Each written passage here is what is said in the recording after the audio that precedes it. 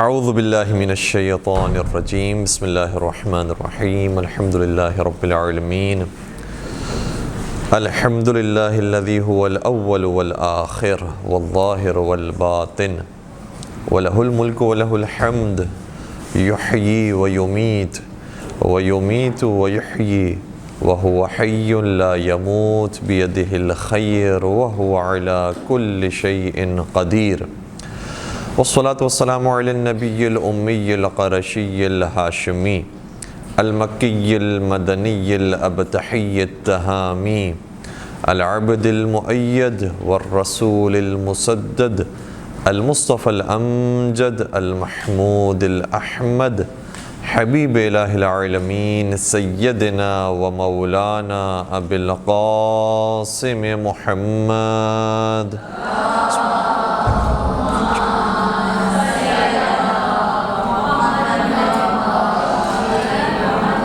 وعلى أهل بيته الطيبين الطاهرين المعصومين المظلومين الذين ذهب الله عنهم الرجس وطهرهم تطهيرا.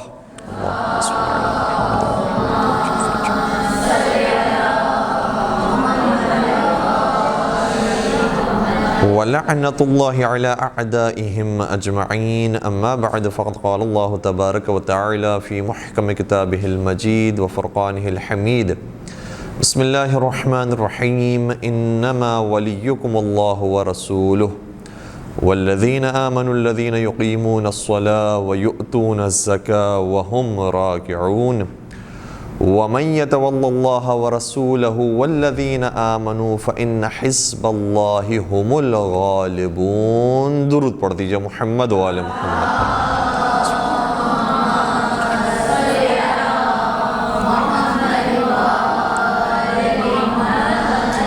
عزیزان گرامی قدر، انشاءاللہ آج کا ہمارا موضوع ہوگا مولائے متقیان اور ان کے شیعہ. مولا متقیان کے بارے میں کئی ساری باتیں ہم ممبروں سے سنتے رہتے ہیں اور مجالس کے اندر بیان بھی ہونی چاہیے، کیونکہ حضور نے فرمایا کہ زینوا مجالسکم بذکر علی بن ابی طالب، کہ اپنے مجلسوں کو، اپنی محفلوں کو زینت دو علی بن ابی طالب کے ذکر کے ذریعے. تو ان کا ذکر ہی اتنا پیارا ہے کہ ہر محفل میں، ہر مجلس میں، ہر مقام پر ان کا ذکر ہونا چاہیے. لیکن آج کا ہمارا موضوع یہ ہے کہ مولا متقیان کے فضائل کیا ہیں اور ان کے شیعوں کے اور ان کے چاہنے والے اور ان کے ماننے والوں کے فضائل کیا ہیں، اور مقام و مرتبے کے ساتھ ساتھ ذمہ داریاں کیا ہیں. انشاءاللہ اس پر بھی بات کرنے کی کوشش کریں گے. مولا متقیان کا ایک نئے انداز سے ایک تعارف پیش کرنے کی ہم کوشش کریں گے. البتہ آپ نے تقریباً ہر ہی موضوع کو سنا ہوا ہوگا، چاہے ان کی عبادت کی بات کی جائے، ان کی شجاعت کی بات کی جائے، ان کی سخاوت کی بات کی جائے، ان کی علم اور حکمت کی بات کی جائے، ان کی سیاست کی بات کی جائے یا ان کی خلافت کی بات کی جائے. لیکن اس کے باوجود بھی وہ علی بن ابی طالب کے جو خانہ خدا میں آئے، خانہ خدا سے گئے، آگوش رسالت پائی اور ہمسری سیدہ کائنات انہیں نصیب ہوئی، ان تمام فضائل کے ساتھ ساتھ اگر ہم تھوڑی سی باتیں اگر ان کی شجاعت کے بارے میں، سخاوت کے بارے میں بیان کریں گے تو دوبارہ سے ایک مرتبہ پکچر کلیئر ہوگی، اور اس کے بعد ہم ان کے شیعوں کے اوپر بات کرنے کی کوشش کریں گے. آپ کی ہستی وہ ہے کہ جن کے بارے میں قرآن کریم کی 300 سے زیادہ آیتیں نازل ہوئیں. جناب ابن عباس فرماتے ہیں کہ نزلت فی علی بن ابی طالب اکثر من 300 آیت، کہ علی بن ابی طالب کی شان میں 300 سے زیادہ آیتیں نازل ہوئی. اور یہ کوئی معمولی فگر نہیں ہے، کیونکہ اور کسی بھی صحابی کے بارے میں اور امت رسول میں سے کسی بھی فرد کے بارے میں 300 سے قریب کی آیتیں بھی نازل نہیں ہوئی. بلکہ اگر کسی کی شان میں ایک آیت بھی نازل ہو جائے تو وہ بھی ہمارے لیے محترم و مقدس ہے. لیکن یہ بات ہے کہ شان میں نازل ہونی چاہیے، ان کی مخالفت میں نازل نہ ہوئی ہو. بعض لوگوں نے سمجھا تو ہے کہ فلاں کی شان میں کوئی آیت اتری ہے، لیکن اگر اس کی تحقیق کی جائے اور صحیح تفسیر اور ترجمہ دیکھا جائے تو پتہ چلتا ہے کہ وہ شان بیان نہیں کر رہی، بلکہ حقیقت میں جو ان کی اوقات ہے وہ دکھا رہی ہے. اور یہ بات بھی جناب عبداللہ ابن عباس نے بیان کی کہ لقد عاتب اللہ اصحاب محمد فی غیر مکان ظاہراً، یہ لفظ ہے، اور وما ذکر علی الا خیرا، یا وما ذکر علی الا بخیر. جناب ابن عباس کہتے ہیں کہ اصحاب محمد میں سے کوئی بھی ایسا نہیں ہے کہ جس کی تنبیہ کے لیے، جس کو ڈانٹنے کے لیے، جس کی اصلاح کے لیے قرآن کریم کی کوئی آیت نازل نہ ہوئی ہو۔ مختلف آیتوں میں اصحاب رسول کو تنبیہ کیا گیا، لیکن جب علی کا ذکر کیا گیا تو ہمیشہ خیر کے ساتھ کیا گیا۔ تو علی ابن ابی طالب کی ہمیشہ شان کے اندر آیتیں موجود ہیں۔ مولا متقیان کو کبھی بھی کسی آیت کے ذریعے پروردگار عالم نے تنبیہ کیا ہی نہیں، کیونکہ آپ کی ہستی معصوم ہستی تھی، اور جو مولا متقیان کا مقام ہے وہی پنجتن پاک کا بھی ہے، اسی میں شہزادی کونین بھی موجود ہیں، امام حسن امام حسین بھی موجود ہیں۔ تو آیات کے حساب سے دیکھا جائے تو اتنی آیات ہیں، اور پھر ہر آیت جو یا ایھا الذین آمنو سے شروع ہوتی ہے، جس میں مخاطب کیا گیا ہے اے صاحبان ایمان، تو اس کے بارے میں بھی عبداللہ ابن عباس یہ کہتے ہیں کہ ہر صاحب ایمان کا امیر اور رہنما اور لیڈر علی ابن ابی طالب ہے۔ تو اس اعتبار سے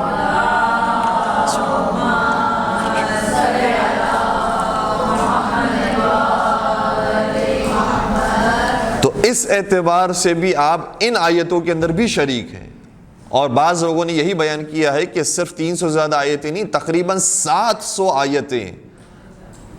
علی ابن ابی طالب کے بارے میں نازل ہوئی ہیں، اور مختلف اشاروں کے ساتھ دیکھا جائے مومنین کی جب بھی اوصاف بیان کی جائے گی تو مومنین میں سر فہرست علی ابن ابی طالب ہے۔ ایک آیت اور ہے، اس کی طرف ہمارے یہاں ذرا شاید کم اشارہ کیا جاتا ہے، اور شجاعت کے باب کے اندر وہ آیت بہت زیادہ اہمیت کی حامل ہے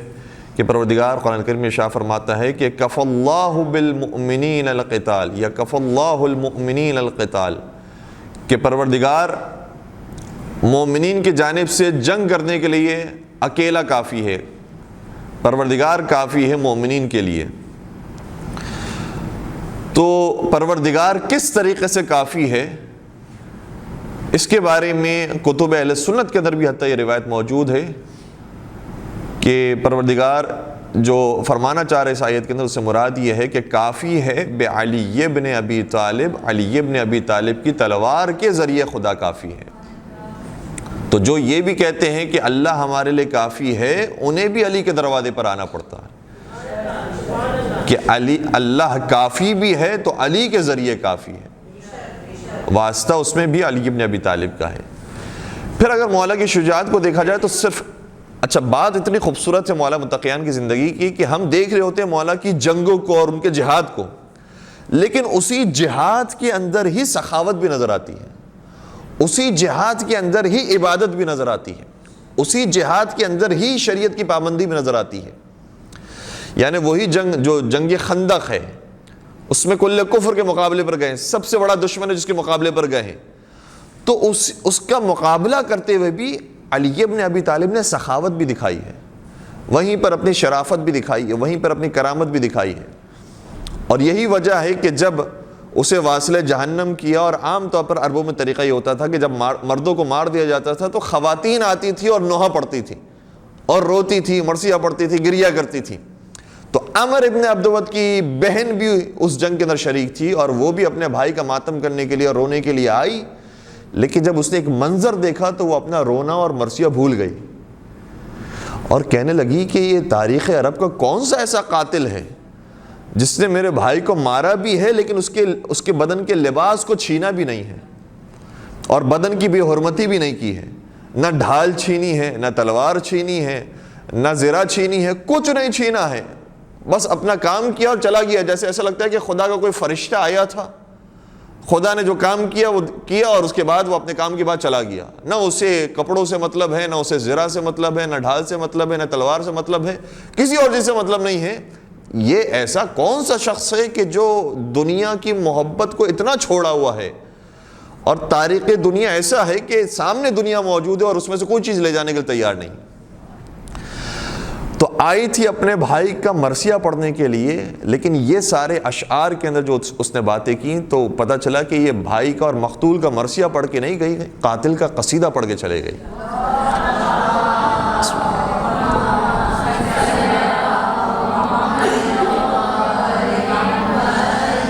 اسی طریقے سے جنگوں کے اندر جو آپ جہاد کر رہے ہیں، عام طور پر جہاد کرنے والے کی کوشش یہ ہوتی ہے کہ میں بہت بے دردی کے ساتھ ماروں، اور خاص طور پہ جو جتنا بڑا ظالم اور دشمن ہے اس کے اتنے ٹکڑے کر دیے جائیں۔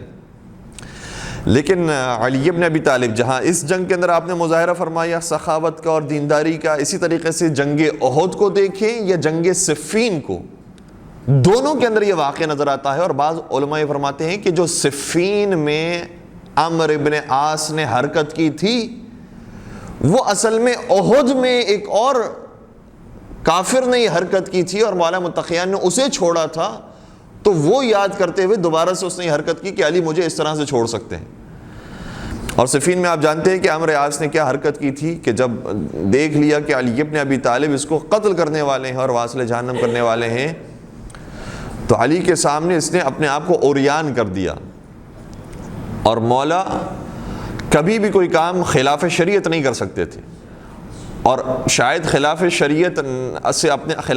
سے اپنے آپ کو بچاتے ہوئے اسے واصل جہنم کر بھی سکتے تھے، لیکن یہ پھر بھی دشمنوں کے لیے ایک آلہ کار بن جاتا اور ایک بہانہ بن جاتا کہ علی نے اس موقع پر بھی مار دیا تھا۔ اس کا مطلب یہ ہوا کہ علی پرواہ نہیں کرتے دینداری کی، یہ بہانہ بھی نہیں دینا چاہتے تھے، اس لیے علی ابن ابی طالب نے صرف نظر کیا اور اس کو چھوڑ دیا۔ تو یہ واقعہ جیسے جنگ صفین میں پیش آیا تھا، تاریخ کی کتابوں میں ملتا ہے کہ جنگ احد کے اندر بھی یہی واقعہ پیش آیا تھا، لیکن جس ظالم کے ساتھ مولا متقیان نے اسے چھوڑ دیا اور یہ سلوک کیا تھا اور اس سے صرف نظر کیا تھا، اس کا نام کیا ہے، اس کے اندر مختلف اقوال موجود ہیں۔ بعض نے لکھا ہے عثمان بن طلحہ، بعض نے لکھا ہے طلحہ بن ابی عبداللہ یا ابی عبید اللہ، اور بعض نے عثمان اور طلحہ کے ناموں کے ساتھ اشتباہ کیا ہے، بعض نے بیٹا بتایا، بعض نے باپ بتایا ہے، لیکن آپ یہ سرچ کریں گے تو یہ سارے نام کے ساتھ یہ واقعہ مل جائے گا کہ اس نے بھی یہی حرکت کی تھی علی ابن ابی طالب کے سامنے، تو علی ابن ابی طالب نے اسے بھی چھوڑ دیا۔ تو جہاد کے موقع پر بھی اتنی دینداری کا خیال، اور جہاد کے موقع پہ بھی وہی شرافت، وہی کرامت کا سارا خیال رکھا جا رہا ہے۔ اسی طریقے سے جنگ صفین کے موقع پر عام طور پر طریقہ یہ ہوتا تھا کہ جنگوں کے اندر سب سے پہلے قبضہ کیا جاتا تھا پانی پر۔ جس طریقے سے آپ دیکھیں گے کہ لشکر یزیدی بھی آیا تو سب سے پہلے اس نے کوشش کی کہ پانی سے اہل بیت کو ہٹا دیا جائے، نہر فرات پر، نہر القمہ پر قبضہ کیا۔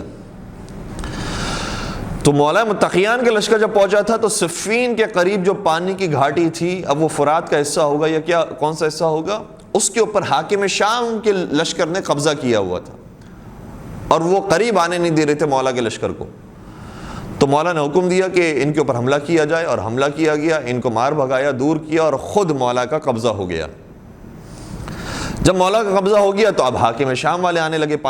پانی کے لیے، اور وہ کوشش کرنے لگے، تو اب علی والوں نے بھی اجازت نہیں دی۔ لیکن جب یہ اطلاع مولا کائنات تک پہنچی تو مولا نے فرمایا ٹھیک ہے دشمن ضرور ہے لیکن ہیں تو انسان، اس لیے اگر انہیں پیاس لگ رہی ہے تو ہم ان کو پیاسا نہیں مار سکتے، اس لیے ان کے لیے بھی گھاٹی کا ایک حصہ چھوڑ دو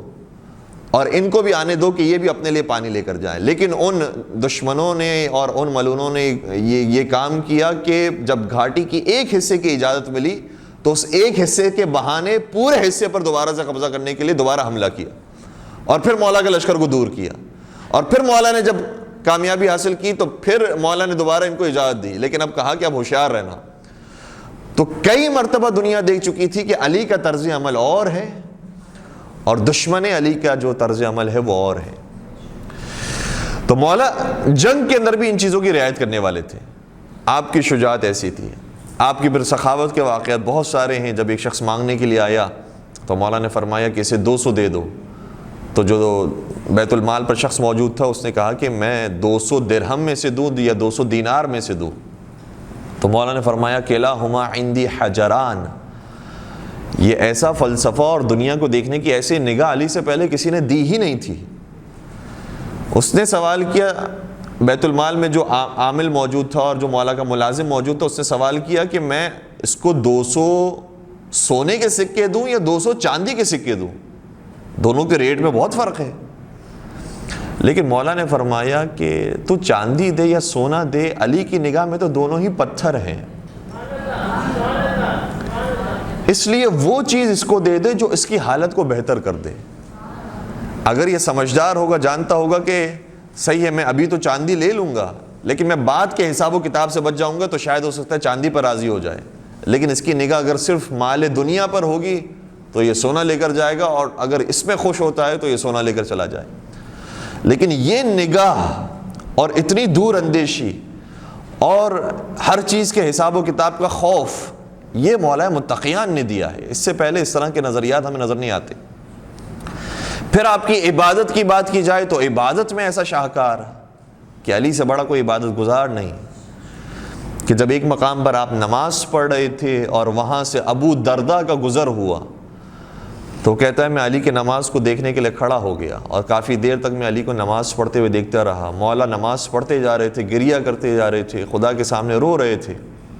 تو مجھے خوشی محسوس ہوئی کہ میں اس طرح کی نماز دیکھ کر خود سبق حاصل کر رہا ہوں اور اپنی نماز کو بہتر کرنے کی کوشش کروں گا. لیکن اچانک میں نے ایک ایسا حادثہ دیکھا کہ علی نماز پڑھتے پڑھتے چیخ مارتے ہیں، یعنی نماز پڑھتے ہوئے آپ کی نماز کی آواز بلند ہوتی ہے اور زمین پر گر پڑتے ہیں. تو انہیں ڈر لگا کہ لگتا ہے کہ علی کا انتقال ہو گیا ہے، لہٰذا آئے در سیدہ پر اور آ کر خبر دی ہے فاطمہ زہرا میں آپ کے لیے بہت بری خبر لے کر آیا ہوں، میں نے دیکھا کہ علی کو موت آ گئی. تو سیدہ نے سوال کیا کہ علی کو کس نے مارا؟ کہا نہیں کسی نے نہیں مارا ہے، میں تو صرف نماز میں مولا کو دیکھ رہا تھا تو میں نے دیکھا نماز پڑھتے پڑھتے علی اچانک سے نڈھال ہو کر گر پڑے. تو سیدہ کو سکون ہوا اور فرمانے لگی تو نے علی کی نماز پہلی مرتبہ ایسے دیکھی ہے اور میں تو روزانہ علی کو ایسے ہی نماز پڑھتی ہوئے دیکھتی ہوں. تو نماز کے اندر نمازوں کی تعداد وہ ہزار رکعت اپنے مقام پر، لیکن ہر رکعت کے اندر ایسا خضوع و خشوع علی ابن ابی طالب کے علاوہ کسی اور میں نظر نہیں آتا. بلکہ تاریخ اسلام کا جو سب سے بڑا عابد ہے، جسے تمام امت مسلمہ زین العابدین اور سید الساجدین کے نام سے جانتی ہے،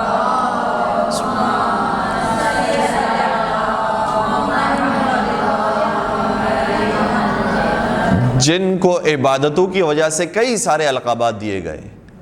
آپ کو زین العابدین کہا گیا، آپ کو سید الساجدین کہا گیا، آپ کو سجاد کہا گیا اور آپ کو ذو الصفنات بھی کہا گیا. ذو الصفنات یعنی اتنے سجدے کیے تھے کہ اعضائے سجدہ سخت ہو جاتے تھے اور ان اعضائے سجدہ کو کاٹنے کی ضرورت پیش آتی تھی. اور وہ مولا نے کاٹنے کے بعد، امام سجاد نے کاٹنے کے بعد اپنے پاس محفوظ رکھے تھے اور فرمایا تھا کہ جب مجھے دفنایا جائے تو میرے ان اعضائے سجدہ کو بھی ساتھ میں دفنایا جائے. ایسا بڑا عبادت گزار جو تاریخ اسلام میں اس سے بڑا کوئی عبادت گزار نہیں گزرا ہے. جب ان کی تعریف کبھی کسی صحابی نے کی، کبھی آپ کے فرزند نے کی تو گریہ کرنے لگے اور روتے روتے کبھی کوئی کتاب لے کر آتے، کبھی فرماتے کہ من یقوی علی عبادت علی، تم میری عبادتوں کی بات کرتے ہو اور مجھے رشک آتا ہے اپنے دادا علی ابن ابی طالب کی عبادتوں پر. کون میرے دادا علی ابن ابی طالب کی عبادتوں کی جیسی عبادت کر سکتا ہے اور کون ان کی برابری کر سکتا ہے؟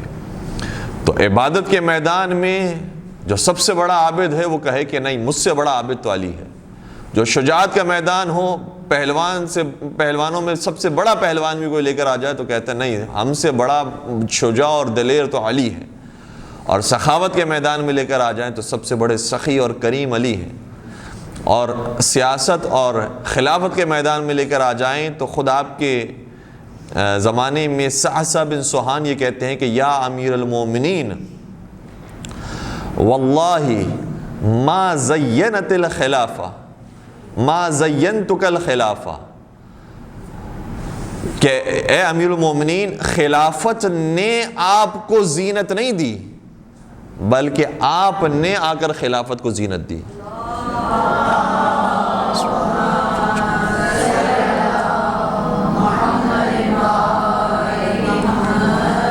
اور علم اور حکمت ایسا کہ ابن عباس جو خود حبر الامہ بھی ہیں، مفسر قرآن بھی ہیں، وہ بھی بار بار آپ کے دروازے پر آتے تھے اور سوالات کیا کرتے تھے. اور جب کسی نے کہا کہ کیوں جاتے ہیں اتنا زیادہ ان کے دروازے پر تو فرمانے لگے کہ نبی نے فرمایا تھا حکمت کے 10 حصے ہیں، اس میں سے 9 حصے صرف علی ابن ابی طالب کو حاصل ہیں اور 1 حصہ وہ ہے جو باقی ساری دنیا میں تقسیم کیا گیا. اور پھر ابن عباس کہتے ہیں کہ وہ جو 1 حصہ باقیوں میں بھی تقسیم کیا گیا ہے اس میں بھی سب سے بڑے حصہ دار علی ابن ابی طالب ہیں. اور پھر وہ یہ بھی فرماتے ہیں کہ ما علمی و علم اصحاب محمد فی علم علی الا کقطرۃ فی 7 ابحر، میرے علم اور تمام اصحاب رسول کے علم کی بات کیا ہے، ہم تمام کا علم علی کے مقابلے میں ایسا لگتا تھا کہ جیسے 7 سمندر کے مقابلے میں ایک قطرہ ہو. ہمارا علم ایک قطرے کے برابر تھا علی ابن ابی طالب کے علم کے مقابلے میں. اور اگر وہ بھی کسی کو دلیل کے ساتھ سمجھنا ہو تو نہج البلاغہ کو دیکھیں. جیسی فصاحت و بلاغت،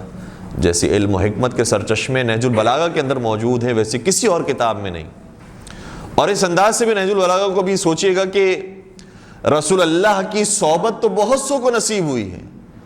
لیکن نہج البلاغہ جیسا کلام علی ابن ابی طالب کے علاوہ اور کسی کی زبان سے جاری نہیں ہوا. تو صرف صحبت رسول کا مل جانا کافی نہیں ہے. جو رسول اللہ سے کسب فیض کیا ہے اور جیسا علم رسول اللہ سے حاصل کیا ہے علی ابن ابی طالب نے، ویسا کسی اور نے حاصل نہیں کیا. یہ ہیں علی ابن ابی طالب، جن کے بارے میں آیات کی آیات ہیں، احادیث کی احادیث، واقعات کے واقعات موجود ہیں. اور ان میں سے ایک آیت وہ ہے جسے آپ کی خدمت میں سرنامہ کلام میں بیان کیا، جس میں ارشاد ہوتا ہے کہ انما ولیکم اللہ ورسولہ والذین آمنوا الذین یقیمون الصلاۃ ویؤتون الزکاۃ وہم راکعون. کہ صرف اور صرف، انما کا مطلب کیا ہے؟ صرف. جو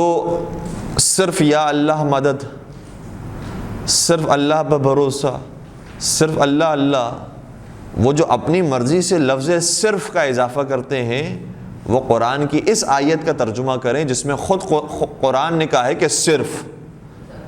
صرف، اور یہاں پر آ کر یہ ترجمہ کریں کہ بتائیں قرآن کیا کہہ رہا ہے کہ انما صرف اور صرف ولیکم اللہ ورسولہ والذین آمنوا الذین، کہ صرف اور صرف تمہارا حاکم، تمہارا سرپرست اور تمہارا ولی و وارث اللہ ہے اور اس کا رسول ہے اور کچھ مومنین ہیں. یہ مومنین کون ہیں؟ الذین آمنوا الذین یقیمون الصلاۃ ویؤتون الزکاۃ وہم راکعون. یہ مومنین وہ ہیں کہ جو اللہ پر ایمان بھی لے کر آئے ہیں، نماز قائم کرتے ہیں، زکوٰۃ ادا کرتے ہیں. لفظی ترجمہ پیش کر رہا ہوں. اور زکوٰۃ ادا کرتے ہیں جب کہ یہ رکوع کی حالت میں ہوتے ہیں. تو ہم نے زکوٰۃ دینے والوں کو تو بہت دیکھا ہے، لیکن کوئی ایسا زکوٰۃ دینے والا دکھاؤ کہ جو رکوع کی حالت میں زکوٰۃ دے رہا ہو. تو تاریخ اسلام اس پر متفق ہے اور اس کے اندر کوئی اختلاف نہیں ہے. البتہ یہ چھپائی گئی ہے بات، اس لیے کبھی کبھار ہم ٹیلی ویژن پر بھی جاتے ہیں اور اس آیت کی تلاوت ہو رہی ہوتی ہے اور سوال کیا جاتا ہے مفتیان کرام سے کہ یہ بتائیے یہ علی کی شان میں نازل ہوئی نا، تو کہتے ہیں کہ نہیں پتہ، شاید اختلاف ہے، آپ اس کو چھوڑ دیجئے. ذرا اپنی کتابوں کا مطالعہ کیجئے. آپ کے بزرگان نے لکھا ہوا ہے، بڑے بڑے مفسرین نے لکھا ہوا ہے کہ یہ آیت صرف اور صرف علی ابن ابی طالب کی شان میں نازل ہوئی. اور ان افراد میں سے ایک شخص جو تقریباً 1000 سال پہلے کے عالم اہل سنت ہے، جن کا نام ہے حاکم حسکانی، انہوں نے کتاب لکھی ہے شواہد التنزیل کے نام سے. اور اس کتاب کے اندر نہ صرف اس آیت کے ذیل میں وہ واقعہ بیان کرتے ہیں، بلکہ اس کے بعد والی آیت کے اندر ایک اور خوبصورت نتیجہ دیتے ہیں، جہاں سے ہم اپنے موضوع سے مزید اور قریب ہو جائیں گے، کہ مولائے متقیان اور ان کے شیعہ. کہتے ہیں اس آیت کے بعد والی بھی جو آیت ہے جس میں ارشاد ہو رہا ہے کہ وَمَن يَتَوَلَّ اللَّهَ وَرَسُولَهُ وَالَّذِينَ آمَنُوا، اور جس نے اپنا سرپرست بنا لیا اللہ کو اور اس کے رسول کو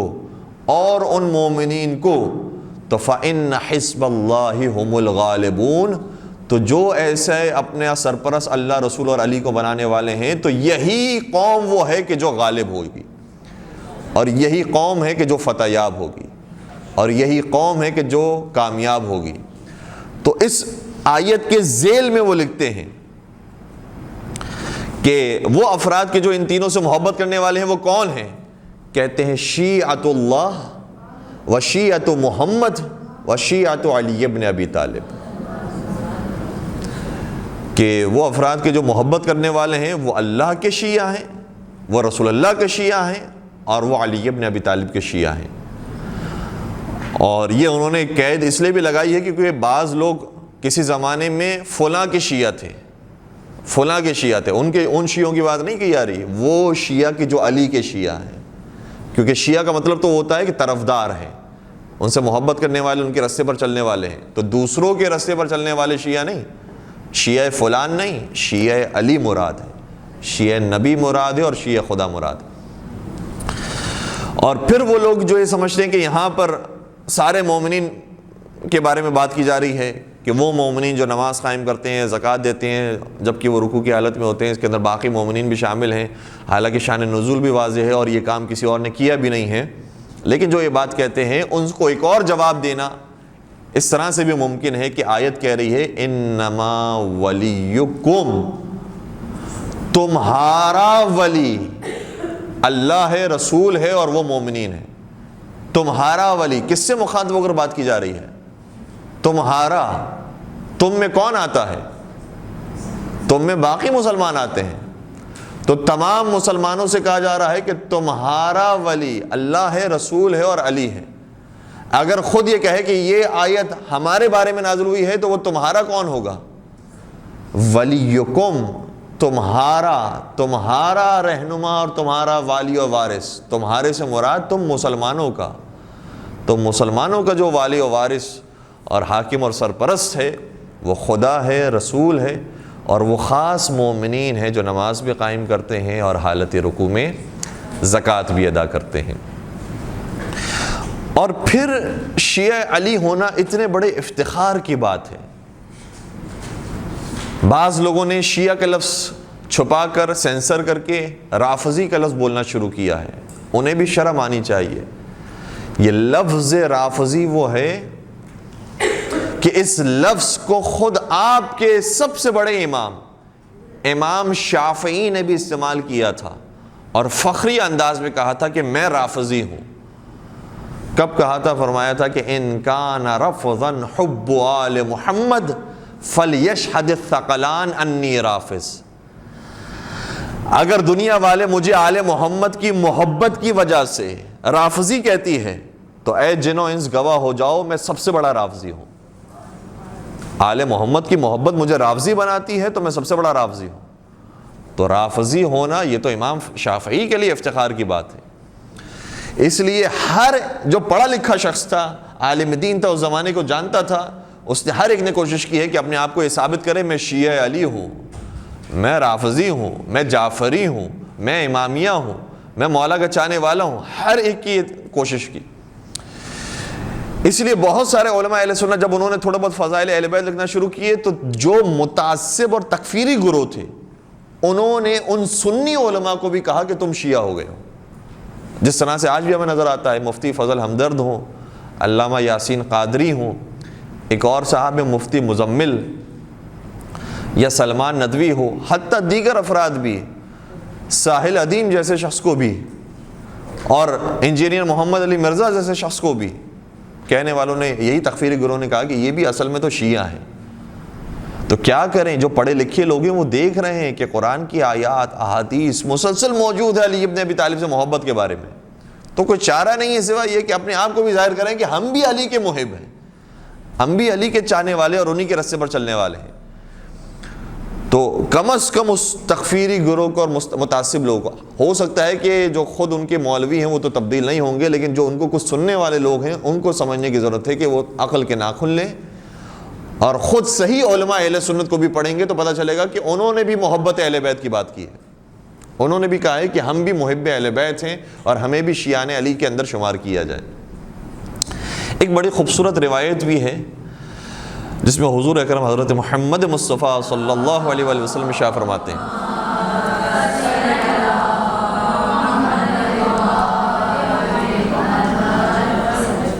فرماتے ہیں کہ الجنت محرمۃ علی الانبیاء حتی ادخلها، کہ جنت انبیاء پر بھی حرام قرار دے دی گئی اور انبیاء کو بھی اجازت نہیں ہے کہ وہ جنت میں داخل ہو سکیں. حتی ادخلها، یہاں تک کہ میں پہلے جنت میں داخل نہ ہو جاؤں. پہلے میرے قدم آئیں گے جنت میں، پھر انبیاء کے لیے وہ جنت حلال ہوگی. ٹھیک ہے. اس کے بعد شاہ فرماتے ہیں وَمُحَرَّمَةٌ عَلَى الْأُمَمِ، اور انبیاء کی امتوں پر بھی جنت حرام ہے. کب تک؟ حتی یدخلها شیعۃ علی ابن ابی طالب، جب تک کہ علی کے شیعہ اور میری ایسی امت جنت میں داخل نہ ہو جائیں اس وقت تک باقی انبیاء کی امتیں بھی داخل نہیں ہو سکتی۔ یہ مقام و مرتبہ ہے شیعان حیدر کرار کا، علی ابن ابی طالب کے چاہنے والوں کا۔ پھر بہت سے علماء اہل سنت نے کتابیں لکھی ہیں، جیسے ابھی آپ کی خدمت بیان کی شواہد التنزیل، حاکم حسکانی کی کتاب، حتیٰ امام احمد ابن حنبل نے کتاب لکھی فضائل صحابہ کے نام سے، اور اس فضائل صحابہ والی کتاب کے اندر سب سے زیادہ جو فضائل بیان کیے ہیں وہ مولا متقیان ہی کے بیان کیے ہیں۔ اور یہ بھی بڑی خوبصورت بات ہے جو امام احمد ابن حنبل نے لکھی۔ آپ لوگ تھک تو نہیں رہے؟ بات میں مختصر کر دوں۔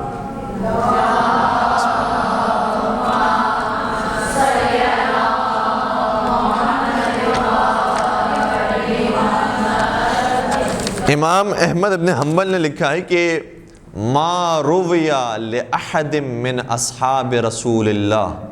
من الفضائل الصحہ ما روی لعلی ابن ابی طالب، فرماتے ہیں کہ جتنے صحیح فضائل اصحاب رسول میں سے علی ابن ابی طالب کے بیان ہوئے ہیں اتنے صحیح فضائل کسی اور کے بارے میں بیان نہیں ہوئے۔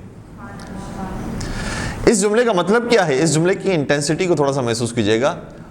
امام احمد ابن حنبل یہ نہیں کہہ رہے کہ دوسروں کے فضائل بیان نہیں ہوئے ہیں، کہہ رہے ہیں دوسروں کے بیان تو ہوئے ہیں لیکن جتنے صحیح فضائل، یعنی وہ بھی جانتے تھے کہ جھوٹی روایتیں تو بہت گڑھی گئی ہیں لیکن جھوٹے فضائل کی کوئی اوقات نہیں ہے، کیونکہ وہ جو جھوٹی حدیثیں اور روایتیں ہیں وہ تو رسول سے منسوب کی گئی ہے، رسول نے بیان نہیں کی ہے، رسول سے نسبت دی گئی ہے۔ یہ تو بالکل ایسے ہی کہ جیسے وہ ہمارے یہاں معاملہ کھڑا ہوا تھا کہ ڈگری تو ڈگری ہوتی ہے، چاہے صحیح ہو چاہے غلط ہو۔ بھائی ایک ڈگری وہ جو تم نے گھر میں اپنے بچوں سے بنوائی ہے، ایک ڈگری وہ ہے کہ جو یونیورسٹی میں تمہیں استاد دے رہا ہے۔ تو جو پڑھنے کے بعد اور یونیورسٹی کی طرف سے ڈگری مل رہی ہے وہ اور ہے، جو مارکیٹ سے تم نے خریدی ہے وہ اور ہے، کوئی تعلق نہیں اس کا۔ وہ تو جو نہیں پڑھنے والا ہے، دیوانہ انسان ہے، وہ بھی اپنے لیے خرید سکتا ہے۔ تو اصل ویلیو ہے تو اس ڈگری کی ہے۔ اسی طریقے سے روایتیں تو کوئی بھی کسی کے لیے بنا سکتا ہے، میں آپ کے لیے کہوں آپ میرے لیے کہیں، یہ تو ہو سکتی ہے بات، اور ہم دونوں منسوب کرتے ہیں نعوذ باللہ رسول اللہ کے ساتھ، تو اس کی تو کوئی ویلیو نہیں ہے۔ اصل جو فضائل ہیں کہ جو صحیح معنوں میں رسول اللہ کی زبان مبارک سے جاری ہوئے ہیں تو وہ صرف اور صرف علی ابن ابی طالب کے بارے میں نازل۔ یہ بہت بڑا جملہ ہے جو امام احمد بن حنبل نے کہا، اور بعین ہی یہی بات ہمارے باقی ائمہ کے بارے میں بیان ہوئی، چونکہ ابھی تاریخ 15 شوال بھی اور 25 شوال بھی چھٹے امام کے بارے میں ہے، لہٰذا میں چھٹے امام امام جعفر صادق علیہ الصلوۃ والسلام کے بارے میں بھی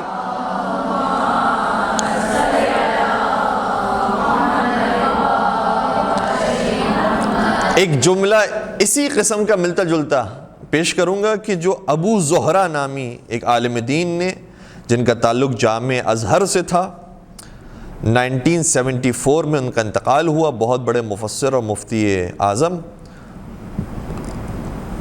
انہوں نے بیان کیا چھٹے امام کے بارے میں، فرماتے ہیں کہ ما اجمع علماء الاسلام على اختلاف طوائفهم فی امر، کہتے ہیں کہ علماء اسلام ہر چیز کے بارے میں آپ کو اختلاف کرتے ہوئے نظر آئیں گے اور کسی چیز کے بارے میں شاید ہی متفق نظر آئیں، لیکن ایک چیز ایسی ہے کہ جس میں تمام علماء اسلام متفق ہیں، وہ کون سی چیز ہے؟ کما اجمعوا علی فضل الامام الصادق علیہ السلام وعلمہ، تمام علماء اسلام متفق ہیں کہ امام جعفر صادق علیہ الصلوۃ والسلام کی جیسا علم رکھنے والی اور کوئی ذات نہیں گزری۔ تو اتفاق اگر ہمیں نظر آتا ہے تو یا مولا متقیان کی ذات پر نظر آتا ہے کہ تمام فرقے متفق ہیں کہ علی ابن ابی طالب خلیفہ بھی ہیں، حاکم بھی ہیں اور امام بھی ہیں، چاہے چوتھا مانے چاہے پہلا مانے، لیکن مانتا ہر ایک علی کو ہے۔ اسی طریقے سے چھٹے امام کے بارے میں بھی کوئی اختلاف نہیں ہے، سب جانتے ہیں کہ امام جعفر صادق کا جیسا علم تھا ویسا علم کسی اور ہستی کا نظر نہیں آتا۔ تو مولا متقیان کے شیعہ بننے کے لیے بہت سو نے کتابیں لکھی، چاہے ہم بات کریں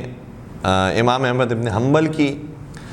بلکہ اگر پرانے علماء کی بھی اور بھی بات کی جائے جس میں امام بخاری بھی موجود ہیں، امام مسلم موجود ہیں، پھر اگر ہم بات کریں امام بخاری کے استاد کی بھی، عبد الرزاق صنعانی، ابن ابی شیبہ، ان افراد نے بھی حقائق کو بیان کیا ہے، اور یہ اس لیے نہیں کہ ہم جو ہے وہ بلا وجہ اپنے آپ کو اہل بیت سے نسبت دیں اس لیے وہ فضائل لکھے جا رہے ہوں، بلکہ اس وجہ سے بھی کیونکہ جب ہم جتنا قریب کے زمانے میں ہیں رسول اللہ کے تو ہمیں حقائق ہی ایسے بتائے جا رہے ہیں، اور ہم جو حقیقتوں تک پہنچے ہیں وہ یہی ہیں کہ چاہے مولا علی کا زمانہ ہو، امام حسن امام حسین کا زمانہ ہو، یا باقی ائمہ کا زمانہ ہو، حق ہمیشہ ان اہل بیت کے ساتھ ہی نظر آتا ہے۔ تو ان حقائق کی بنیاد پر وہ مجبور ہو رہے ہیں کہ ہم صحیح بات لکھیں گے اپنی کتاب میں، اور جب صحیح بات لکھیں گے تو ظاہر سی بات ہے اس میں فضائل اہل بیت ہی لکھنے پر وہ مجبور ہوئے ہیں۔ تو جتنا پرانے ہم چلے جائیں علماء کو دیکھیں گے تو وہاں مسلسل فضائل اہل بیت کی کتابیں ہمیں نظر آتی ہیں۔ پھر اسی طریقے سے جو بعد میں آنے والے علماء ہیں انہوں نے بھی ایک چیز بیان کی، اور اتفاق سے بھی ہم ایک اور صاحب کے گھر جو مجلس پڑھنے کے لیے آپ کی درس کے بعد جائیں گے، انہوں نے خود بیان کیا ہے، اور یہ سنی ہوئی باتیں ہیں لیکن اب تو اپنی آنکھوں سے دیکھ بھی لیا اس افراد کو۔ جو موجودہ زمانے میں بھی فضائل اہل بیت زیادہ بیان کر رہے ہیں ان کی اکثریت بھی وہ ہے کہ انہوں نے کبھی کسی اپنے مسئلے کے لیے خدا سے دعا مانگی اور وہ مسئلہ ان کا حل نہیں ہوا، یہاں تک کہ انہوں نے پنجتن پاک کا وسیلہ اختیار کیا، اور پنجتن کے وسیلے کے ساتھ فوراً ان کی دعا قبول ہو گئی۔ تو پھر ان کے دل میں نرم گوشہ پیدا ہوا کہ اس کا مطلب یہ ہستیاں بڑی مظلوم، بڑی معتبر پاکیزہ معصوم ہستیاں ہیں، لہٰذا پھر وہ اہل بیت کی طرف راغب ہونا شروع ہوئے۔ ایک عالم دین ہے علامہ شبلنجی، انہوں نے کتاب لکھی نور الابصار کے نام سے۔ نور الابصار کا مطلب ہوتا ہے آنکھوں کی روشنی۔ تو یہ کتاب انہوں نے کیوں لکھی؟ بعض علماء بیان فرماتے ہیں کتاب انہوں نے اس لیے لکھی کیونکہ وہ اپنی عمر کے ایک حصے میں جا کر نابینا ہو گئے تھے، اور نابینا ہونے کے بعد جو ظاہری طور پہ طریقے ہوتے ہیں کہ ڈاکٹر کو دکھایا جائے، سرجری کروائی جائے، میڈیسن استعمال کی جائے، ڈراپس ڈالے جائیں، وہ سارے کام انہوں نے کیے، لیکن اس کے باوجود آنکھیں ٹھیک نہیں ہوئی۔ تو پھر ان کے ذہن میں خیال آیا کہ کیوں نہ میں وسیلہ اختیار کروں اہل بیت کا، اور وہ جہاں رہتے تھے وہاں ان کے شہر میں جس امام زادی کا مزار تھا ان کا نام ہے جناب نفیسہ خاتون، جو امام حسن مجتبیٰ علیہ السلام کی نسل سے ہیں، اور ان کے بارے میں ملتا ہے کہ وہ پاکیزہ کردار کی مالک تھی، جناب نفیسہ خاتون۔ تو چونکہ سید زادی تھی، امام زادی تھی، ان کے روضے پر آئے اور وہاں یہ دعا کی کہ اگر پروردگار نے اہل بیت کے صدقے مجھے یہ نور عطا کیا اور دوبارہ سے میں پڑھنے کے قابل ہوا تو میں یہ منت مانگتا ہوں کہ میں اہل بیت کے لیے کتاب لکھوں گا۔ جیسے ہی یہ دعا مانگی کچھ ہی دنوں کے اندر ان کی آنکھیں ٹھیک ہو گئی اور بہت جلدی انہیں شفا ملی، اور جیسے آنکھیں حضرت جناب زلیخا کے لیے پلٹی تھی ویسے ان کے لیے بھی پلٹی، اور انہیں جب ان کی آنکھیں ٹھیک ہو کر دکھائی دینے لگا تو اس کے بعد انہوں نے اپنی منت پر عمل کیا، اور سب سے پہلی کتاب اپنی آنکھوں کے ٹھیک ہونے کے بعد لکھی نور الابصار، وہ نور جو آنکھوں کو نور دینے والا ہے۔ اللہم صل علی محمد و علی محمد۔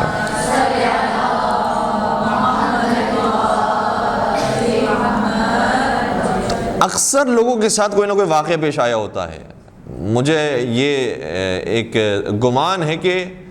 یقیناً مفتی فضل ہمدرد صاحب ہوں، علامہ یاسین قادری صاحب ہوں، اور اس طرح کے بہت سارے لوگ کے جو ایسے سے منقلب ہو رہے ہیں، حتیٰ عام مومنین بھی۔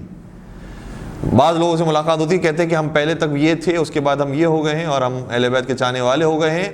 پوچھا جاتا ہے کیوں ہوئے تو بتاتے ہیں کہ پہلے ہم کرائسس میں تھے، بی بی کا یا تو وسیلہ اختیار کیا یا ویسے ہی اہل بیت کا وسیلہ اختیار کیا، اس کے بعد ہمارے مسائل ٹھیک ہونا شروع ہوئے، اور جب میرے مسائل ٹھیک ہوئے تو میں سمجھ گیا کہ اہل بیت کے صدقے میں دعائیں قبول ہوتی ہے اور اہل بیت کا راستہ صحیح راستہ ہے۔ یہاں سے اسٹارٹ ہوتا ہے معاملہ، لیکن جب اہل بیت کے بارے میں ریسرچ کرتے ہیں تو اور یقین ہو جاتا ہے کہ یقیناً قرآن و حدیث اور عقل کی روشنی میں بھی دیکھا جائے تو آل رسول ہی وہ ہیں کہ جو حق کے راستے پر۔ تو ابھی ہم جن کے یہاں مجلس پڑھنے کے لیے جانے والے ہیں وہ بھی ایسے ہیں کہ جو کنورٹڈ ہیں، اور وہ یہ بیان کرتے ہیں کہ چونکہ وہ کچھ عرصے ایران میں بھی رہے ہیں تو بیان کرتے ہیں کہ میں جب مشہد جاتا ہوں تو میرا تو انداز الگ ہوتا ہے، جو لوگ مجھے بتاتے ہیں ان کا اسٹائل کچھ اور ہوتا ہے۔ باقی لوگ جو کہتے ہیں کہ ہم کئی عرصے سے مانگ رہے ہیں مولا رضا کے صدقے سے اور کسی مصلحت کی وجہ سے نہیں ملتا، لیکن میرا معاملہ کہتے ہیں میرا معاملہ تو الگ ہے، کیونکہ ایران میں بھی میرا کوئی نہیں ہے جاننے والا، اور پاکستان میں بھی چونکہ کنورٹ ہوئے ہیں یہ، تو ان کی فیملی نے انہیں چھوڑ دیا، خاندان نے بائیک آؤٹ کر دیا، تو پاکستان میں بھی میرا کوئی نہیں ہے۔ اس لیے جب میں مولا رضا کے پاس جاتا ہوں تو جب جو میں نے مانگا ہے مولا رضا سے، فوراً اسی وقت ہی مجھے وہ چیزیں عطا ہوئی۔ تو کہتے ہیں مجھے تو کسی اور کے در پہ جانے کی ضرورت ہی نہیں ہوتی، جہاں میرا مسئلہ اٹکا میں فوراً گیا مولا رضا کے پاس، میں نے کہا اے مولا رضا میرا تو کوئی ہے نہیں سوائے آپ کے، مولا آپ میرا یہ مسئلہ حل کریں۔ حتیٰ کبھی ایسا ہوا کہ جب ہم وہاں پر گئے مشہد میں تو رہنے کے لیے جگہ نہیں، کھانے کا بندوبست نہیں، میں نے کہا مولا رضا میں بھوکا ہوں مجھے کھانا چاہیے، مولا رضا ہی کے توسط سے کوئی آیا اور 2 پرچیاں دے کر چلا گیا، یہ سفرہ امام رضا کی پرچیاں ہیں۔ تو کچھ ایسے لوگ کہ جو اب منقلب ہو رہے ہیں، ان میں سے ایک بہت بڑی وجہ یہ بھی ہے، ایک تو ریسرچ کی وجہ سے ہو رہے ہیں، اور ساتھ ساتھ یہ کہ اہل بیت کا کرم اتنا زیادہ ہے خاص طور پہ ان افراد کے اوپر کہ وہ منقلب ہوئے ہیں۔ تو اب آتے ہیں کہ مولائے متقیان کے جو شیعہ ہوتا ہے،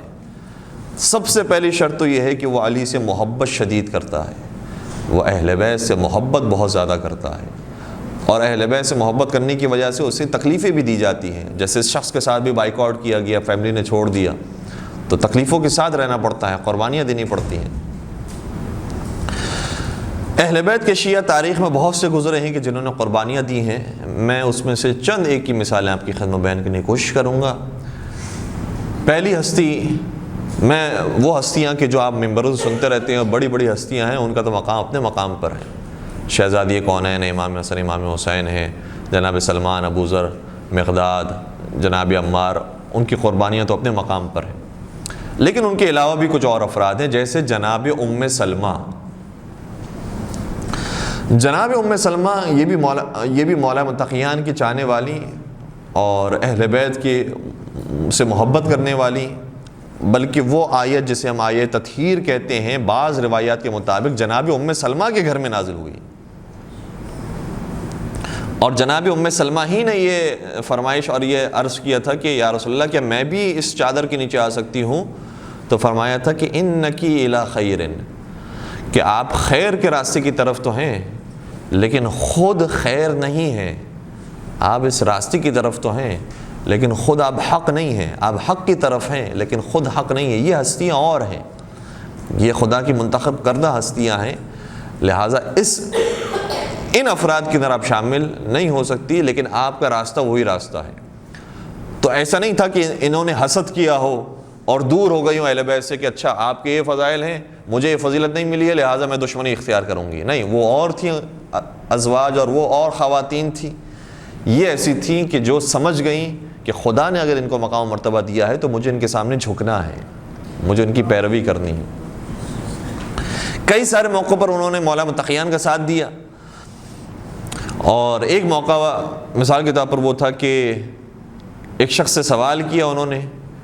کہ کیا تم لوگوں نے رسول اللہ کو گالیاں دینا شروع کر دی ہیں؟ تو وہ کہنے لگا، وہ گروہ جو آیا تھا وہ کہنے لگا کہ نہیں، ہم رسول اللہ کو نعوذ باللہ سب و شتم تو نہیں کرتے ہیں، ان کو تو گالیاں نہیں دیتے ہیں۔ تو کہا کہ کیوں نہیں؟ کیا تم علی کو گالیاں نہیں دیتے ہو؟ کیا علی پر سب و شتم نہیں کرتے ہو؟ تو کہا ہم تو علی پر کرتے ہیں، نبی سے اس کے کیا تعلق ہے؟ کہا نبی نے خود فرمایا تھا اور میں نے سنا ہے کہ من سب علی فقط سبنی، جس نے علی کو گالی دی اس نے مجھے گالی دی۔ تو یاد رکھو، علی پر سب و شتم کرنا یہ صرف علی پر سب و شتم کرنا نہیں ہے، یہ نبی پر سب و شتم کرنا ہے۔ اس طرح سے حفاظت کی اور حمایت کی۔ اسی طریقے سے جب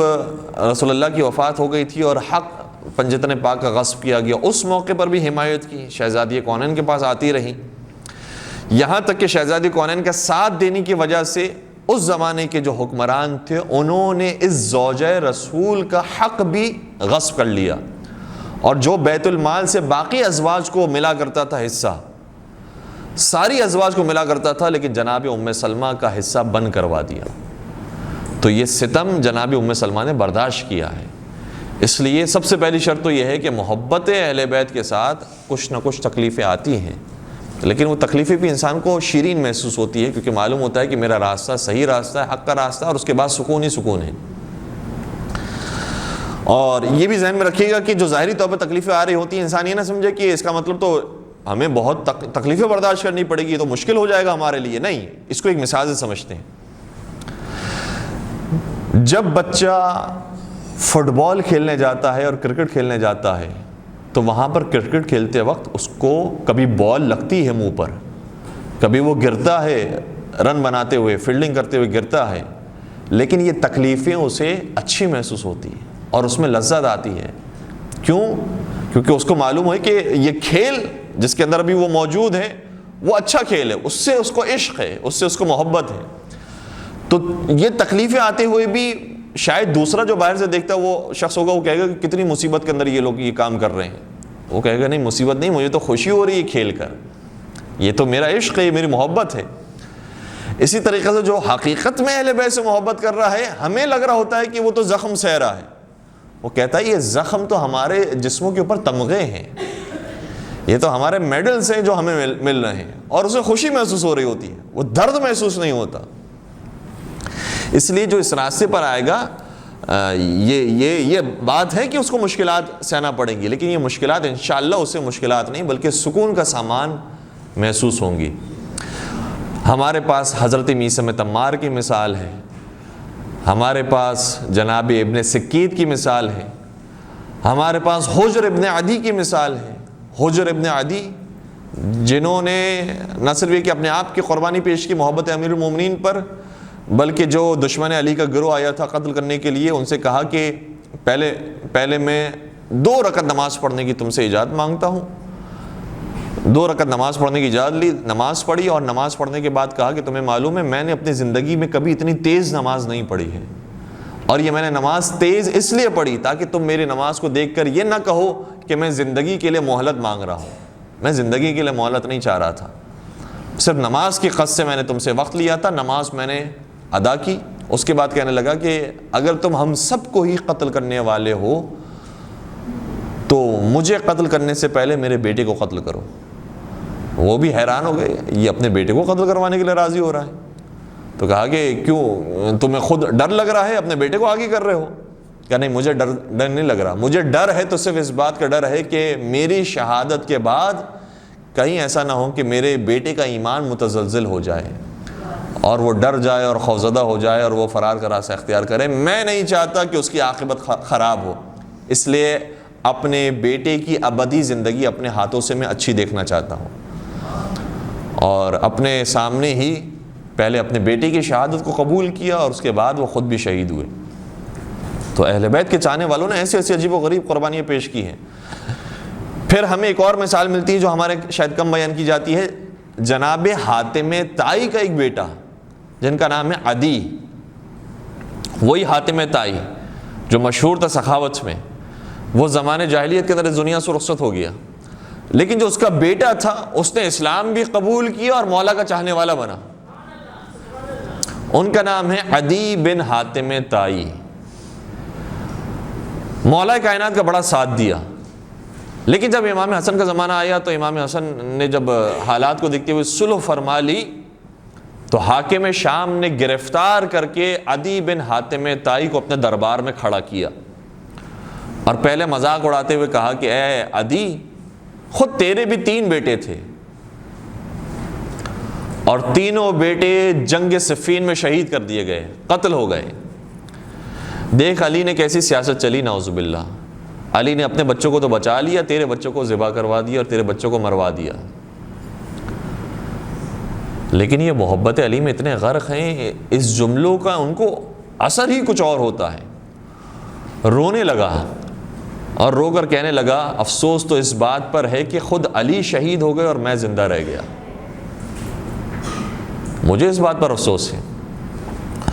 اس کے بعد حاکم شام نے کچھ اور باتیں کرنا شروع کی اور اس سے اور طیش آنے لگا، مولا متقیان کے بارے میں برداشت نہیں کر پایا۔ پھر اس نے یہ جملہ کہا جناب عدی ابن حاتم طائی نے کہ یاد رکھ، ان حظ الحلقوم لأہون من مصاعتب علی، میرے لیے جو ذبح کرتے ہوئے زبان سے آواز نکلتی ہے کرانی کی اور چیخنے کی، وہ سننا میرے لیے پھر بھی آسان ہے، لیکن علی کی شان میں توہین کو سننا ہے یہ میرے لیے برداشت نہیں ہے۔ یعنی بولنا یہ چاہ رہا ہے کہ تو مجھے ذبح کرتا ہے ذبح کر دے، میرے لیے کام کرنا آسان ہے، میں یہ برداشت کر لوں گا، لیکن میرے مولا کی شان میں گستاخی کرے، یہ آوازیں میں نہیں سن سکتا، یہ میں برداشت نہیں کر سکتا۔ ایسے مولا کے چاہنے والے تھے۔ اور پھر اسی سلسلے کے اندر جناب رشید ہجری ہیں، ان کا بھی بڑا مقام ہے۔ ان کو جب شہید کیا گیا تو ان کے ہاتھ پیر کو پہلے ذبح کیا گیا اور قلم کیا گیا اور اس کے بعد شہید کیا گیا۔ ایسے مولا کے چاہنے والوں نے شہادتیں پیش کی ہیں۔ اور پھر ہمیں ذرا تصور کرنا چاہیے کہ یہ جو علم ہمیں ابھی سکون سے ایئر کنڈیشن ماحول کے اندر یہاں آرام سے نصیب ہو رہا ہے، وہ ان پاک ہستیوں کے خون کا صدقہ ہے، جو ہم آسانی سے اب ذکر علی بیان کر رہے ہیں اور فضائل علی بیان کر رہے ہیں اور رائے حق کو آسانی کے ساتھ تشخیص دے رہے ہیں۔ اللہم صل علی محمد۔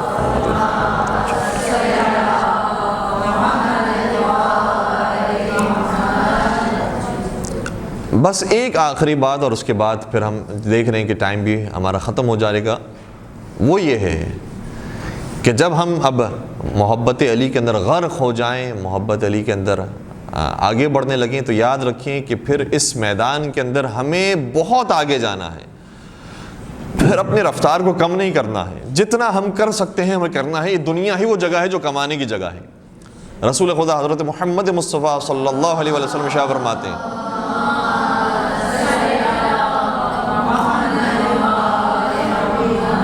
کہ قیامت کے میدان میں ہر شخص کو ایک فرشتہ آئے گا جو صندوق دے گا، اور ہر شخص کو دنوں کے حساب سے، جتنی اس سے زندگی گزاری ہوگی، دنوں کے حساب سے، ہر دن کے حساب سے اس کو 24 صندوق دیے جائیں گے۔ اور وہ جب صندوق آئے گا تو خوش ہوگا، صندوق کھولے گا کہ اندر سے کوئی خزانہ، کوئی انعام نکلنے والا ہے۔ تو اگر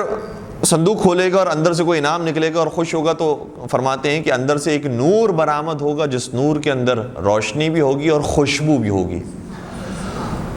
اور وہ خوشبو اور نور ایسا ہے، نبی فرما رہے ہیں، وہ خوشبو اور نور دیکھنے کے بعد تسکین ایسی ملنے والی ہے کہ اگر اس منظر کو تمام اہل جہنمیوں کو دکھایا جائے تو جہنمی اپنے عذاب کی تکلیف کو بھول جائیں گے اس منظر کو دیکھنے کی وجہ سے۔ اتنا خوبصورت نور اور اتنا خوشبودار نور ہوگا۔ سوال کرے گا کہ یہ مجھے کیوں دیا گیا ہے صندوق؟ تو فرشتہ جواب دے گا کہ یہ صندوق اس لیے دیا گیا ہے کہ تم نے 1 گھنٹہ خدا کی عبادت میں، بندگی میں، ذکر الہی میں اور نیک کاموں میں خرچ کیا تھا۔ پھر ایک اور صندوق آئے گا، 24 صندوق آنے والے ہیں، ایک اور صندوق آئے گا۔ جب وہ صندوق کھولے گا تو صندوق میں دیکھے گا اتنا اندھیرا اور اتنی بدبو موجود ہے، کہے گا جلدی اس کو یہاں سے دور کرو۔ رسول فرماتے ہیں کہ اس میں اتنی شدید بدبو اور اتنا خوفناک ہوگا وہ صندوق کہ اگر جنتیوں کو دکھایا جائے تو جنتی اپنی نعمتوں سے لطف اندوز ہونے کے باوجود بھی اس کو دیکھنے کے بعد وہ نعمتیں بھول جائیں گے، اس کی لذت کو بھول جائیں گے۔ سوال کرے گا کہ یہ مجھے کیوں دیا جا رہا ہے صندوق؟ کہا جائے گا کہ ہاں، یہ 1 گھنٹہ تم نے وہ تھا کہ جو معصیت میں بھی گزارا تھا، گناہ کرتے ہوئے گزارا تھا، اس لیے یہ اس کا صندوق۔ پھر ایک تیسرا صندوق لایا جائے گا، باکس تیسرا لایا جائے گا، اور اس کو کھولے گا اور اندر جھانکے گا، دیکھے گا تو کوئی چیز نظر نہیں آئے گی، کچھ ملے گا ہی نہیں۔ کہے گا کہ یہ صندوق مجھے کیوں دیا گیا ہے؟ کہا یہ ایک صندوق اس لیے دیا گیا ہے کیونکہ تم نے 1 گھنٹہ ضائع بھی کیا تھا، تو جو گھنٹہ ضائع کیا تھا اس کا یہ خالی صندوق ہے، نہ کچھ تمہاری نیکی اس کے اندر موجود ہے، نہ کوئی برائی موجود ہے۔ رسول اکرم شاہ فرماتے ہیں کہ اس خالی صندوق کو دیکھنے کے بعد مؤمن کو بہت افسوس ہوگا کہ کاش میں نے اس صندوق کو بھی کسی اعتبار سے نور سے بھرا ہوتا تو مجھے آج یہ افسوس نہ ہوتا۔ اور پھر رسول اکرم ایک اور مقام پر شاہ فرماتے ہیں کہ جنتیوں کو، ظاہراً یہ جملے ہیں کہ لیس یتحسر اہل الجنت علی ساعۃ، اہل جنت کو جنت میں جانے کے بعد کسی چیز کے بارے میں اتنی حسرت نہیں ہوگی جتنا اس 1 گھنٹے کے بارے میں ہوگی جو 1 گھنٹہ انہوں نے ذکر الہی کے بغیر گزار دیا ہوگا۔ اور یہاں پر ذکر الہی کا اصل مطلب ہے یاد الہی. اور یاد الہی جو اہل بیت اطہار السلام میں انہوں نے بیان کی ہے کہ ما رأیت شیئا الا ورأیت اللہ قبلہ وبعدہ ومعہ. مولا متقیان کا فرمان ہے کہ میں نے دنیا کی کسی چیز کو نہیں دیکھا مگر اس کو دیکھنے سے پہلے بھی مجھے خدا یاد تھا, اس کو دیکھنے کے بعد بھی یاد تھا, اس کو دیکھنے کے ساتھ ساتھ بھی یاد تھا. تو یہ ضروری نہیں ہے کہ ہم دنیا میں ہوں تو دنیا کو دیکھنے کے بعد دنیا سے غافل ہو جائیں. ہم ہر دنیا کی چیز کے اندر ساتھ ساتھ خدا کی یاد کو رکھ سکتے ہیں, یہ پاسبل ہے. اس کے لیے میں مثال پیش کروں. جب انسان شاپنگ کرنے کے لیے جاتا ہے, دو لوگوں کو فرض کیجئے گا. ایک شخص جو شاپنگ کرنے کے لیے گیا ہے وہ اپنے پاس 10,000 روپے رکھ کر گیا ہے اور شاپنگ مال کے اندر داخل ہوا ہے. دوسرا شخص وہ ہے کہ جو شاپنگ کرنے کے لیے گیا ہے اور اسی شاپنگ مال میں داخل ہوا ہے لیکن اس کے پاس 100 روپے ہیں. ٹھیک ہے, جو 10,000 روپے رکھ کر شاپنگ مال میں داخل ہوا ہے وہ کہتا نہیں پھرتا کہ میرے پاس 10,000 ہے, میرے پاس 10,000 ہے, میرے پاس 10,000 ہے. نہیں, خود بخود اس کی عقل, اس کا دماغ اور دل و دماغ اس کو کہتے ہیں کہ 10,000 چونکہ آپ لے کر آئے ہیں اس لیے ان چیزوں کو آپ دیکھیں کہ جو 10,000 روپے میں خریدی جا سکتی ہے. ٹھیک ہے, وہ دیکھے گا جن چیزوں کو خود بخود سمجھ جائے گا کہ یہ 10,000 میں آ جائے گی, یہ 10,000 میں آ جائے گی, یہ 10,000 میں آ جائے گی, یہ چیزیں میں خرید سکتا ہوں. لیکن جو 100 روپے لے کر گیا ہے شاپنگ مال کے اندر وہ ان چیزوں کی طرف توجہ ہی نہیں کرے گا. دیکھ وہ بھی رہا ہوگا, دیکھ یہ بھی رہا ہوگا, لیکن یہ اس کے اوپر توجہ کرے گا. لیکن جو 100 روپے لے کر آیا ہے وہ دیکھنے کے باوجود بھی توجہ نہیں کرے گا. وہ اس کو یاد ہوگا کہ میں 100 روپے لے کر آیا ہوں تو میں وہ چیز ہی نہیں خرید سکتا. اس لیے جانے کے باوجود, پورا چکر لگانے کے باوجود خریدے بغیر اور 100 روپے کے حساب سے وہ چیز لے کر وہاں سے نکلے گا. تو اسی طرح سے دو طرح کے لوگ دنیا کے اندر موجود ہیں. وہ بھی دنیا کو دیکھ رہے ہیں اور دنیا ہی کے اندر مگن ہو گئے ہیں, اور یہ شخص کہ جس کو اپنی ضرورت کے حساب سے دنیا چاہیے اور حقیقت میں اس کی جو ساری نظر ہے وہ خدا کی طرف ہے, اہل بیت کی طرف ہے. تو اس کے دنیا گزارنے کا طریقہ اور دنیا میں گھومنے کا طریقہ اور ہوگا, اور وہ کہ جس کے پاس صرف دنیا ہے اس کے دنیا گزارنے کا اور رہنے کا طریقہ اور ہوگا. اس لیے جو اہل بیت کے چاہنے والے ہیں ان کو اس نقطے کی طرف بھی توجہ رکھنی چاہیے کہ خدا نے جو اتنی بڑی زندگی کی ہمیں نعمت دی ہے اس کو ہم وقت ضائع کر کے برباد نہ کریں. اپنے ہر گھڑی کو اور اپنے ہر گھنٹے کو اور منٹ کو اہل بیت کے راستے پر استعمال کرنے کی کوشش کریں. کام بہت زیادہ ہے اہل بیت کے حوالے سے, آج کے زمانے میں بھی کام بہت سارا ہے کہ جو کیا جانا چاہیے. آپ ماشاءاللہ سے یہاں پر خود اساتذہ ہیں, خود آپ پڑھی لکھی ہیں, خود اس قابل ہیں کہ معاشرے کی اصلاح کر سکیں. تو اپنا ہم کیوں کوئی گھنٹہ ضائع کریں, کیوں یہ کام نہ کریں کہ ہر گھنٹے اور ہر وقت جو ہمارا موجود ہوتا ہے اور ضائع ہو جاتا ہے اس کے لیے ہم بچوں کو جمع کریں, آن لائن کلاس رکھیں, کسی نہ کسی کی تعلیم و تربیت کا انتظام کر سکتے ہیں. اگر کوئی باہر کا نہ مل سکے تو خود اپنے بچوں کو وقت دے سکتے ہیں قرآن کی, دنیات کی, اہل بیت کی تعلیمات کے لیے. پڑوسیوں کے تک یہ بات پہنچائی جا سکتی ہے کہ میرے پاس یہاں سے یہاں تک کا وقت فری ہے, اگر آپ بھیجنا چاہیں تو ہم حاضر خدمت ہیں. اور ہو سکتا ہے کہ اس طریقے سے کوئی آمدنی کا ذریعہ بھی ہو جائے, اس کے اندر بھی کوئی مذائقہ نہیں ہے.